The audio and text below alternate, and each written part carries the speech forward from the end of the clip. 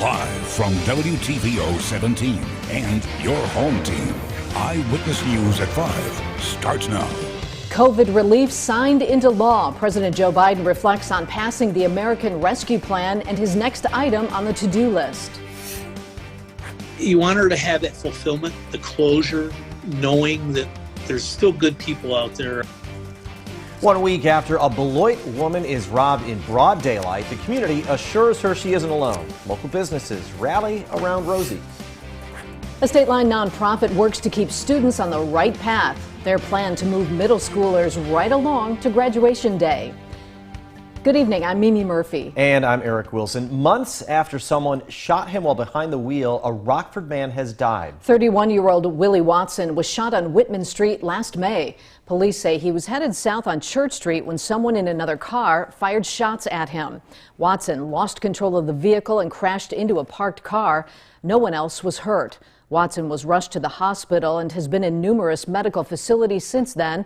The coroner says he passed away at home. No one's been arrested in the case.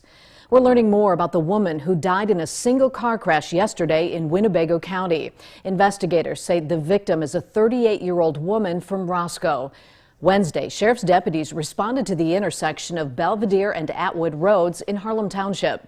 Police say the woman was driving at a fast rate, lost control, and crashed into a tree. She passed away at the scene. The autopsy is pending. The victim's name has not been released.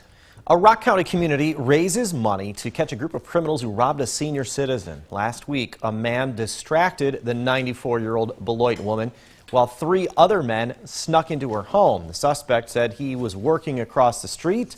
The woman, nicknamed Rosie after Rosie the Riveter, says the thieves took cash and thousands of dollars worth of jewelry. That includes her wedding ring. Now local stores and neighbors are raising money for Greater Beloit area Crime Stoppers to help put the crooks behind bars. Donation forms can be picked up at the Chopierre Tap and Finnegan's RV Center. Organizers want to raise between $10,000 and $20,000 to encourage someone to step up with information.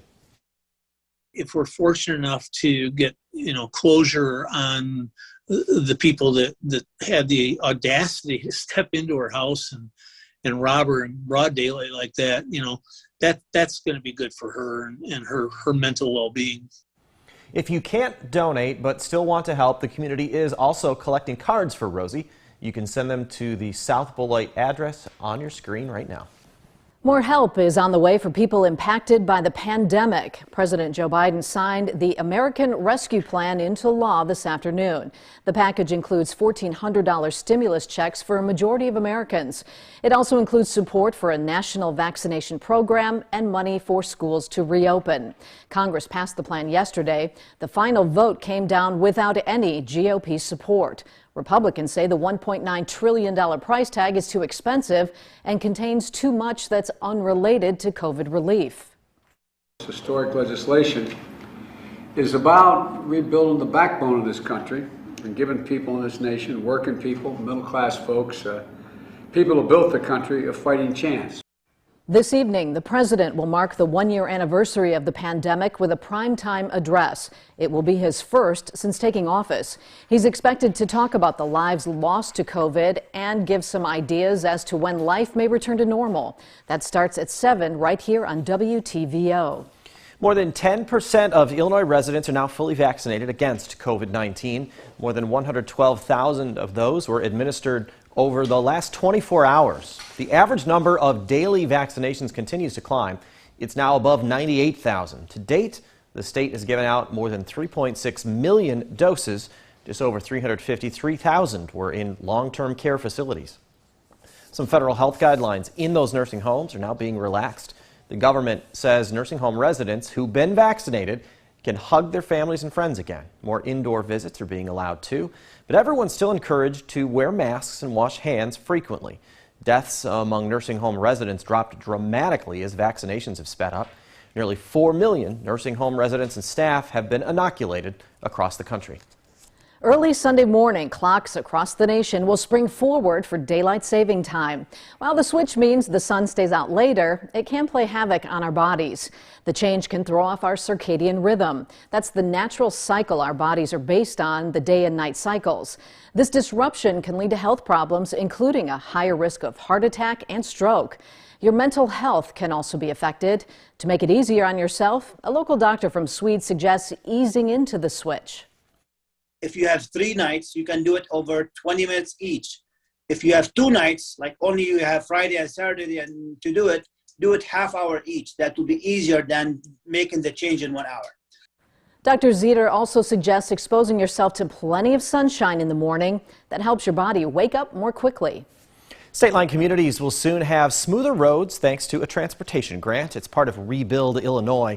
$250 million will be spread across the state for things like road, sidewalk, and bridge upgrades, new traffic signals, storm sewers, bike paths, and other maintenance needs. More road projects also means more people working. This is the 3rd installment of the grant's 3-year, $1.5 billion plan. Governor J.B. Pritzker announced the project's progress in DeKalb. Funding from Rebuild Illinois allows places like DeKalb to reallocate precious local dollars for other parts of the community. And with the strain on local budgets because of the pandemic, that means critical savings for local governments and taxpayers. Hundreds of thousands of dollars in Rebuild Illinois grants will go to communities in Winnebago, Stevenson, Ogle, and Boone counties. A student's path to academic success is shaped from their very first day of school. Studies show middle school is an especially critical time in children's lives. Michelle Rave joins us with more on how a Rockford nonprofit is helping kids set goals. Michelle? A new program helps keep middle school students on track and on a path to graduate.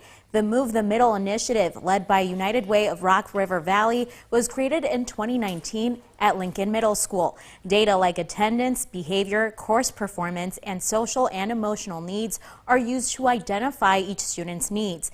Based on those needs, students are connected with extra tutoring or mental health services. Students also work one-on-one with faculty to help them get on track. It's a really cool way to have students get help without having to ask. So I can look at the data and I can know you're missing class, and you can follow up and they're like, you noticed I wasn't there? And yes, we notice, we care. How can we help you get here? What do we need to do? Coming up at 6, we'll hear from Lincoln Middle School's assistant principal on why the initiative has been so important for students. Eric. Thanks, Michelle. Some almost middle schoolers get noticed for raising awareness about wildlife safety. We told you this weekend about Miss Malvolti's 4th graders at Rock Cut Elementary. They put together a whole newscast on YouTube about coyotes. Students did their own research, but also reached out to the City of Loves Park with questions. Today, Police Chief Chuck Lind stopped by to thank the class and surprise them with some special t-shirts. The kids say that was a pretty big deal. Most grown-ups just think, oh, it's normal kids, right? But then he actually noticed us and wanted to see and meet and talk about what the progression we made. The kids also surprised the chief with some artwork and a poem. He says the students weren't the only ones who learned something. Chief Lind reached out to the Illinois Department of Natural Resources and a professor at NIU to help answer the class's coyote question. A Stateline family's taking their $1 million idea to the big leagues as the father-daughter duo enters the Shark Tank. They hope to go into business with one of those intimidating investors on the popular ABC show. Ari Bruckman caught up with the inventors. Ari, they tell you it was quite the experience. Eric, Mimi, over 45,000 entrepreneurs around the world apply to be on Shark Tank every year. And tomorrow, some Rockford natives get their chance to shine. For co-founders father-daughter, we invented the Totes Babies car seat carrier. Grocery shopping with a baby can be challenging. Lindsay Fleischhauer figured out firsthand and knew something had to change. When I had my first son, when he was a newborn, and I was shopping with him and realized, okay, with the car seats in the shopping cart, there's no room to put groceries anywhere. I was piling groceries on top of him, and I knew there had to be a better way. So she and her father, Stan Valulis, designed and launched Totes Babies. She told me the problem, and I thought about it. And that night I sketched some stuff up. They looked at it and go, oh, that seems pretty good. They went to Home Depot, bought a curtain rod and some canvas and a staple gun, and I made one. It's simple, really. A carrier holds the car seat safely in the cart while leaving room for groceries. The Guilford grad operates Totes Babies from her home with a little help from her dad. I ship the Amazon products out of my warehouse in Glendale Heights. She packs them up and ships them by hand, and no employees, we just get it done. While the duo has had plenty of success, there have been obstacles too. Fleischauer says it's important to believe in yourself and never give up. I never thought in my wildest dreams that this would happen and that we'd have such a great opportunity to share our product with the world. So just never give up and believe in yourself, and don't listen to naysayers, just keep on going. Lindsay couldn't tell me what happened, so you'll have to watch for yourself. Shark Tank airs right here on WTVO tomorrow at 7. Eric and Mimi. What a great idea. Thanks, Ari.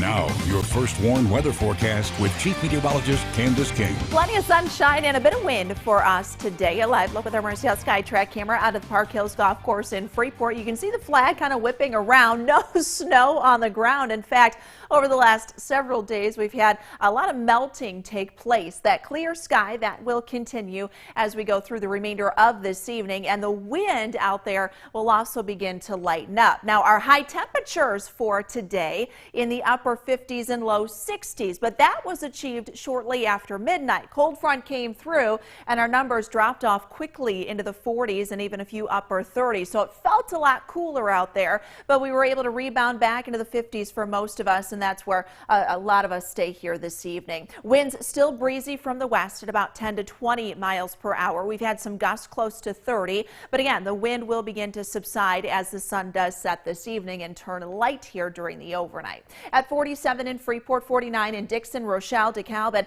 sitting at 51 degrees here in Rockford. 50 for our weather watcher Bob on the southeast side of Rockford, checking in with that clear sky. 51 for Ken in Belvedere. Dew point temperature sits at 36. High pressure centered over the upper Midwest will continue to sink through the Great Lakes, really pushing that front actually to the south. So any rainfall that has been lining up along that front has been well to the south. Some flooding rain there across parts of Missouri and southern Illinois. That'll be a concern down to our south, but for us, it'll stay fairly quiet. Temperature drops down to 30 degrees. We might get a little patchy frost overnight as the wind does begin to lighten up. Now, as we go through the day tomorrow, we'll continue to see that sunshine, just a couple of clouds there for the afternoon, and our temperature able to make it back into the lower 50s. So we're still going back above average for both Friday and Saturday. In fact, both Friday and Saturday look to be fairly pleasant days. You've got some things to do outside. Winds won't be quite as strong. Temperatures should be fairly comfortable. Overnight lows will dip just a bit, but once we get into Sunday, things will start to change just a bit. Now, there are some rivers that we're watching, namely the Pecatonica River here in Sherland. There is a flood advisory until further notice. With the snow melting, actually the Pecatonica River in Freeport already at action stage, but we've got the flood advisory for the Peck there in Sherland.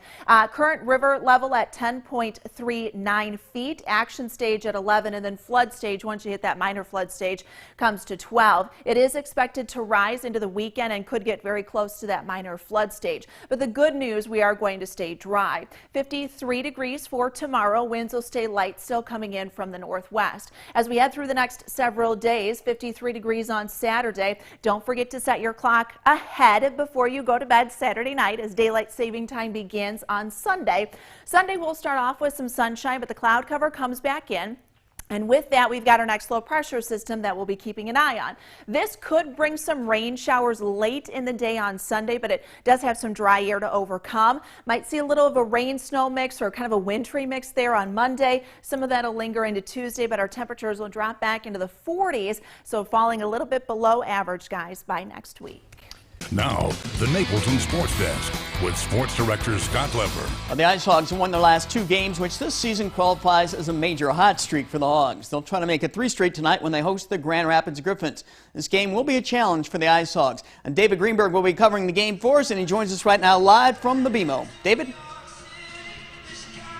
Yeah, Scott, this should be an interesting one. Puck drop set for just about a half an hour from now, about 6 p.m. The last time these two teams met, it was an absolute beatdown. The Griffins won 9-4. But as you mentioned, the IceHogs have been on a roll recently, winners of their last 2 games. One thing to look for tonight, keep an eye on how the IceHogs will be without their top 4 guys that were really big contributors over this recent win streak. Brandon Peary, Nicholas Bodan, Reese Johnson, and goaltender Colin Delia were called up to the Blackhawks earlier this week. As a result, Matt Tompkins was sent back down to Rockford to replace Delia. Tompkins last played with the IceHogs on February 22nd. He'll admit it wasn't his best day. He allowed 6 goals in a 7-3 loss. Despite these recent roster changes, head coach Derek King says they got to continue to show that same chip on their shoulder. If we play a certain way, we have an opportunity to win hockey games.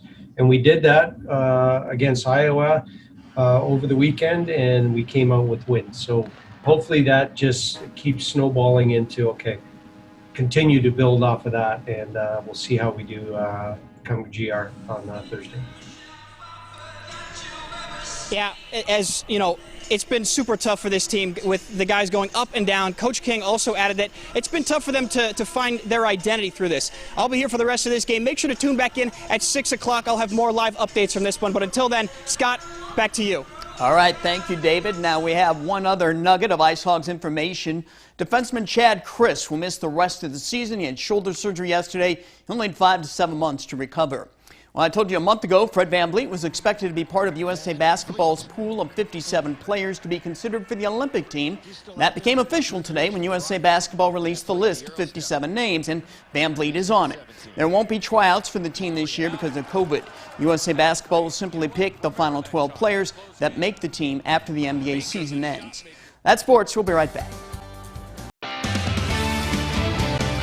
So we hit 60 degrees again today, but that was pretty much at 1 this morning, or right before 1. Yeah, at 12:48 this morning is when we hit that 60-degree mark. It felt a lot different out there when the sun came up, maybe when you were getting outside too. But this afternoon actually has been pretty nice outside of the wind. It's kind of put a little bit of a chill in there, and we'll hang on to that breeze as we go through this evening. Skies are going to stay dry. Our first warn interactive radar here for us this evening. Temperatures down to about 30 degrees tonight. Might see a little patchy frost into Friday morning, but low to mid 50s for both Friday and Saturday with that sunshine. Sunday starts off with sun, but the cloud cover does increase. Area of low pressure, which is going to bring some pretty significant snow amounts over in Colorado over the weekend, and some heavy rain to the south. Could give us a little wintry weather early next week, but nothing major right now. Good to hear. Thanks, Candace. Stay safe.